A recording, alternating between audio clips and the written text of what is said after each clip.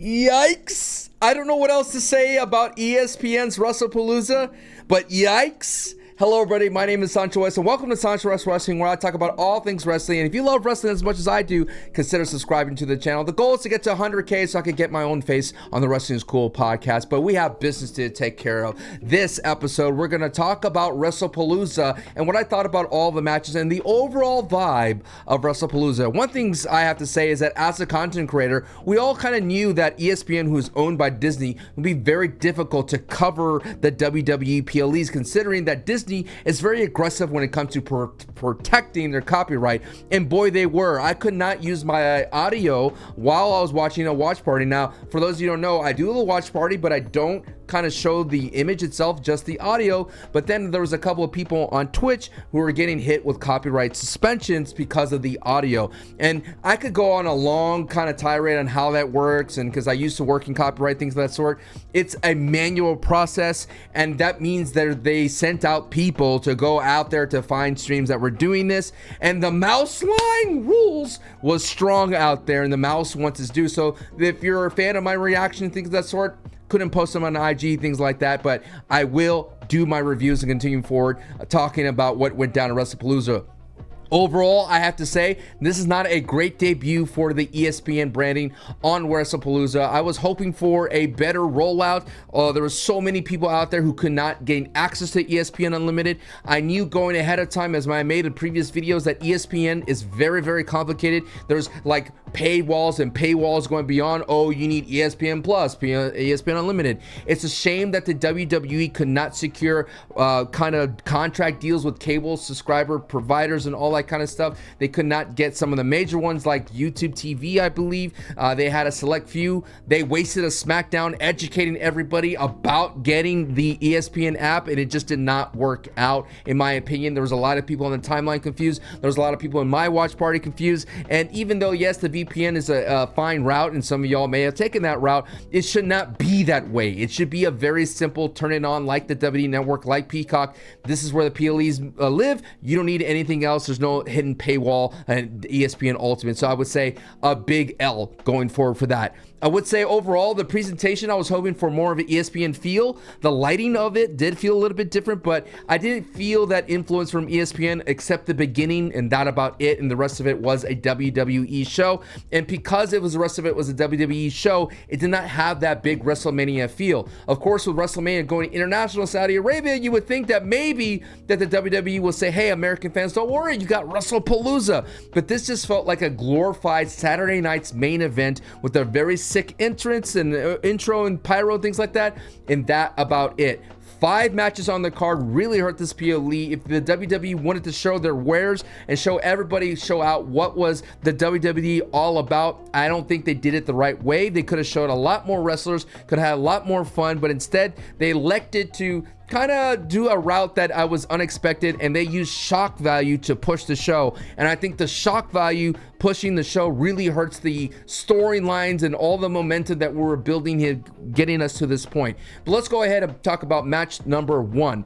Brock Lesnar versus John Cena, and it was an 8-minute and 50-second match, and it was a Brock Lesnar squashing John Cena. I'm surprised that the WWE let John Cena go out there with kids, because that is now the canary in the coal mine. If John Cena walks out with kids, that means he's going to get destroyed in the match itself. It was too happy-go-lucky from John Cena, and I should have saw that as that red flag that, oh no, Brock Lesnar is going to say what he's going to do, and he said, I'm going to make you bleed, and you're going to enter D-Day, as he said in the go-home on SmackDown, and that's what Brock Lesnar does. He does everything as a repeat from the SummerSlam ago, except the F5 right out the gate. He destroys John Cena, as I mentioned, and I'm so shocked that Brock Lesnar hit more F5s than he did suplexes. In the match, he hit 6 F5s, and I think he was like on 4 or maybe 3 suplexes, but it's insane that what they did was this match was so what's the word I'm looking for? So cookie cutter, so predictable. Maybe it's because Brock Lesnar can't go that long, but the 8-minute and 50 seconds, I think Bill Goldberg got a longer match out of Gunther and Goldberg was longer than this one. So definitely a very disappointing start in terms of the way the match was booked. You had John Cena going to his bag, hitting 3 AAs, then immediately get answered by the Beast Incarnate, Brock Lesnar, and he hits 3 F5s followed by a fourth F5 or 3 F5s, and then that's it. And then that's the end of the match, basically. In total, 6 F5s were hit, and then there was another one additional to after the post-match, and then the referee took a ref bump with an F5 and gets chunked out of the ring. But I had this feeling going forward. If you listen to the Wrestling School podcast in my prediction videos with Santi, I said that it's clear to me that ESPN is going to want to boost Brock Lesnar. This is, guys, a familiar name to the casual sports fan. This is the guy that they're trying to bring in sports fans back into wrestling. This is guy's the NCAA champion. This guy's the UFC champion. And it's clear to me that's what they wanted to do to boost up Brock Lesnar. And what was it sacrifice? It was sacrifice John Cena's Superman run. Now, you could tell the story, the lore that is basically Superman meeting Doomsday, and Doomsday has to win right out the gate, and they're going to build up Brock Lesnar to be this mega monster, and then all of a sudden John Cena has to work his way back up. We just don't have a lot of time for that. Remember, his last match is in December, and we have literally a few months, and at the same time, we still have a couple, 3 PLEs, I think. I don't know how they're going to get there. I don't know how they're going to turn the ship around. And it really felt like if this was John Cena's last match, then Brock Lesnar was going to take that push and go forward. I could see that it'd be a Vince McMahon thing to do, but it just felt really weird. It felt really strange. I wish we started off John Cena's kind of run this way so that he could build back up to Super Cena, but this hard stop momentum for John Cena has a lot of questions. The only biggest highlight for me was Paul Heyman coming out introducing Brock Lesnar. It took the entire match feel from a 7 to like an 11, and it made me get super hyped, and it added that big match feel to the entire night. But it ended with a dud. And next match, we have the Vision of Bronson Reed and Braun Breaker versus the Usos and special guest referee LA Knight. I wish this was not announced right before the show. This could have been built up at SmackDown or Monday Night Raw, but instead they don't do that. This was a 17-minute match, which it felt like it belonged on a main event of the weekly television. It started off like a tag team wrestling, and then LA Knight has a moment where he shrugs off. He says, go ahead, anything goes. I wish LA Knight got on the microphone and said, I'm going to make this a TLC match or no holds bar. Yeah, just to give that little bit clear break indication rather than like, hey, why, where's the DQs and things of that sort.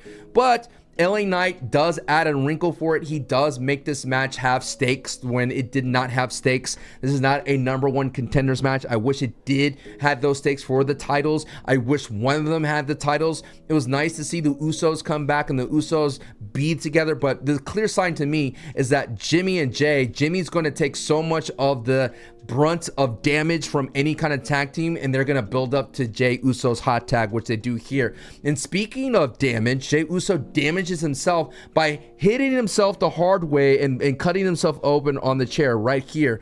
In the match, he does a move to the chair shot, and lately I've been noticing that Jey Uso has been doing this reach really high and come back down really quickly to just add a little bit more velocity to his hits than a standard arm swinging chair shot. And because he does that, he kind of leans too far forward and he cracks himself right here and just bleeds profusely. And this causes an audible from them, and they quickly went to the finish. Now, granted, this match may have gone the same way. I don't think they changed the finish anyway. I think Jey Uso was like, dude, I'm mildly concussed perhaps. Let's go ahead and wrap up this match. But I am glad that they got the story beats of LA Knight, where he felt like he was a target from Jey Uso, where there was moments where they're going back and forth, and Jey Uso was being questioned, like LA Knight goes, are you trying to hurt me? Are you trying to target me? And Jey Uso's like, maybe. Those are the good moments in the match. I love the moments of LA Knight almost taking a chair shot from Jey Uso. I love the moment of Jey Uso moving LA Knight out the way. And Braun Breaker, as you can tell, I know people criticize him online for Braun Breaker not delivering a hard-hitting spear to Jimmy and Jey Uso, but it's clear to me Braun Breaker did not want to cause more head damage to Jey Uso, considering that he may have been concussed. So instead, they kind of marked through that. Bronson Reed hits the tsunami on Jey Uso, and the Usos lose. Shocking result, I would think. I think you could argue two different ways if Usos would have won, because it was their long reunite, they debut their reunion that you would think that the WWE would make them go for. But I think it was very, very important to build a division. And this is a reverse vision where Seth Rollins usually the one that comes out on top, and then the visions of Braun Breaker and Bronson Reed lose. They flipped that around. Seth Rollins, of course, later on in the night would lose. They flipped it around, letting Braun Breaker and Bronson Reed have that W moment for the Vision. And next match, and by far the match of the night for me, is Stephanie Vaquer versus Io Sky for the Vacated Women's World Championship. Stephanie Vaquer and Io Sky put on a banger of a match. Now, you could kind of criticize the crowd in Indianapolis for sitting on their hands here, but I think they were winded from the John Cena Brock Lesnar match, but they were kind of respectfully enjoying the match. They had great graps. I think, as I mentioned before in like a previous podcast, I enjoy when wrestling organically builds nicely, and this is what this does. It's very old school. It has graps. It builds up to higher. The moves get stronger as time goes on. You had some great moments, and I kind of related to Marigold, which is a Japanese promotion, or Stardom matches in women's wrestling, where if you watch those matches, it starts off very slow. They kind of feel each other out, and then they start progressing into hard-hitting moves. They go into the suplexes, the body slams, and things of that sort, and then they go to the high-flying moves, and then when they go to the finish is always unexpected, right? There's always that moment where there's stamina and there's the endurance, and considering that both of these ladies have wrestled over there, you could kind of see that right there, that they gave us that kind of match here in the WWE, and it worked really well. I enjoyed the ring psychology and the little moments of the storytelling in this match, where you had Io Sky and you had Stephanie Vaquer. Io getting dragon screwed to death by Stephanie Vaquer. Stephanie Vaquer working those knees, and then Io having to decide, like, dude, I need to kick this up a notch. I need to beat the Primera, doing the best thing I can, and she takes down her knee pads and goes for the bullet train and goes for the over the moonsault, and then she misses. And then this is what I'm talking about. The finish out of nowhere, Stephanie Vaquer hits a spiral tap, beautifully executed. Bang, gets the 1, 2, 3 in the win. And I'm saying that if you're an Io Sky fan and you wanted Io Sky to win, you cannot be mad at this result. You cannot go like, wow, Stephanie Vaquer didn't deserve it. Stephanie Vaquer is just a devil's kiss move and that about it. No, this is awesome. This is the start of an awesome title reign, and the start of somebody who could definitely grow with that title alongside and add to that legacy and prestige, considering that there's so many people of the women's division swimming around the waters. And I think like Stephanie Vaquer versus Roxy versus Raquel is a great kind of follow-up to this, and then eventually get into Rhea Ripley would be a great one. I think Rhea Ripley at Perth kind of makes sense because they already started to get that going, but still, great match, by far match of the night for me, because it had no shenanigans. And surprisingly, so far in this PLE, there hasn't been any kind of shenanigans. It's all been clean finishes, except a little bit of weird like refereeing around here. In the next match, it's your mixed tag match of CM Punk, AJ Lee versus Seth Rollins and Becky Lynch. There was a moment I looked over, I was like, man, this match is still going.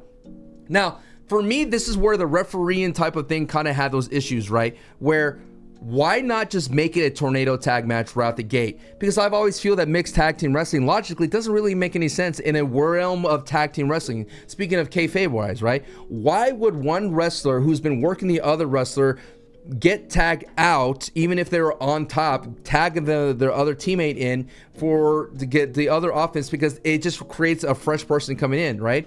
And there's a moment that I've been like, wow, CM Punk, Seth Rollins, I love the rivalry. I love that how CM Punk and Seth Rollins take themselves to the brink, but because they're throttled down in a tag team match, in kayfabe eyes, CM Punk is the moment starts running away from Seth Rollins to try to tag Becky Lynch, but that kind of like, that never really happened, right? Like, CM Punk never runs away from Seth Rollins. CM Punk tanks so much of Seth Rollins' offense, but I guess because it's an option, he could go tag in his wife, AJ Lee. And I love that he's wearing the blazer that says AJ Lee's husband. I love all that kind of stuff. And the pop and the circumstance and the love for AJ Lee is always there. But we are building for a hot tag in this match, and that AJ Lee hot tag does work. I love the heel work from Becky and Seth, and even though they're a little bit more comedic here, they're a little bit more jokey here and things of that sort, where they're not as edgy as heels, they're not have that ruthless aggression, they're not very aggressive in that kind of way. They have moments of it, but both Becky and Seth can be much more hard-hitting and much more ruthless, I would say, like I mentioned earlier, than the way they're being presented here. Like, look at Becky the way she was months and months ago, where she was like, oh, I am the man, and I am in complete control. And then with AJ Lee, it's as if she saw a ghost, like a little Scooby-Doo villain type of thing, right? Or Scooby-Doo in the game. But I digress. This falls into a lot of the tropes of a lot of mixed tag team from the WWE, where they get stereo submission holds, stereo signature mode, things like that. And at that moment, I'm like, dude, we'll just make this a tornado match, because the best parts of the match, when it was the combinations of the all four working together, one throwing the other off of them, the one swirling around. I like the very subtle ring story that they have here. And what I mean very subtle is that clearly they were building that CM Punk and AJ Lee are on the right page, but they only did this briefly where there's a couple moves that they worked together, and that Seth Rollins and Becky Lynch are not on the same page when there's a moment where the Gorilla Press happened and Becky Lynch was chunked into CM Punk and they missed. They didn't really hit on that. Either did commentary, didn't work on that. And then it kind of culminates into this spot on the commentary tables where it's Becky Lynch throwing AJ Lee into CM Punk and Seth Rollins, and AJ Lee falls and the whole table collapses, and Becky Lynch doesn't really care about Seth Rollins, right? I could kind of draw that line here, but I have to really think about it. And there's a moment where CM Punk checks on AJ Lee, and you're thinking, if the WWE could have it to where Seth Rollins is reaching out like, oh, I'm hurt, help me, and Becky Lynch ignores that and goes in for the pin for the win, I like that aspect, right? One couple cares about each other while the other one doesn't. And I think they didn't really hit that point home as hard as I wanted to, because that is the driving force of the outcome, the fallout after this match. And I've always said that the WWE sometimes gets things like 80% of there, but that 20% is so vital to make it a match iconic, to make it a match memorable. And I feel like 20% is missing to make this moment. So of course, AJ Lee survives all that and reverses a manhandle slam very nicely into the Black Widow submission. One submission tap out.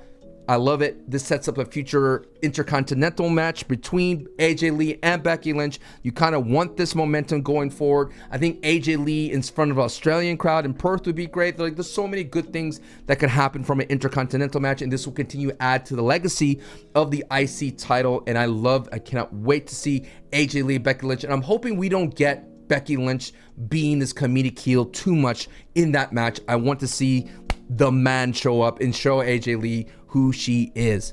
In your main event, we have Cody Rhodes versus Drew McIntyre for the Undisputed WWE Championship, 17 minutes and 17-second match. Cody retains. Now, I had this feeling that maybe the WWE would do something bold. I felt that Drew McIntyre was ready. This match was solid, didn't offend me anyway, didn't have any moments that stood out. It was just a solid match between two professional wrestlers. It started off very fast-paced, very hard-hitting at the same time. I absolutely loved that aspect. It reminded me of AJ Styles versus Cody Rhodes for Cody Rhodes' first defense. But this difference is that Cody Rhodes was no way going to lose to AJ Styles, because you would have been like, why would he take the belt of Roman Reigns if he was just going to drop it to AJ Styles the next title defense? So I understand all of that, right? But this time it felt different. I thought maybe WWE booking for shock value. Maybe they want Drew McIntyre to go ahead and win, and it'd be cool to have Drew win.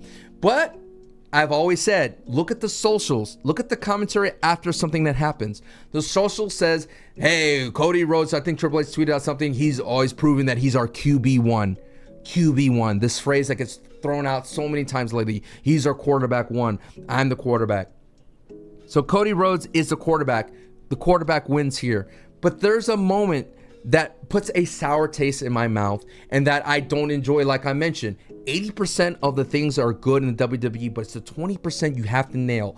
And they don't nail the 20% here. They make a huge mistake in my mind, and I'd rarely criticize the booking so harshly. But in my mind, Drew McIntyre is a heel. Earlier in the night, we saw Brock Lesnar just throw a referee like he was absolutely nothing, right? Chunking him out of the ring. You have this behemoth of a man in Drew McIntyre who has no chill, basically, gets stopped from kicking Cody Rhodes into the commentator's table because the referee stood in his way. Wouldn't a heel just yeet the referee and get what his job's done? And because the WWE decides to protect Cody Rhodes by giving him this moment, by giving this out for both wrestlers, it hurts the entire match. It dilutes the entire product as well.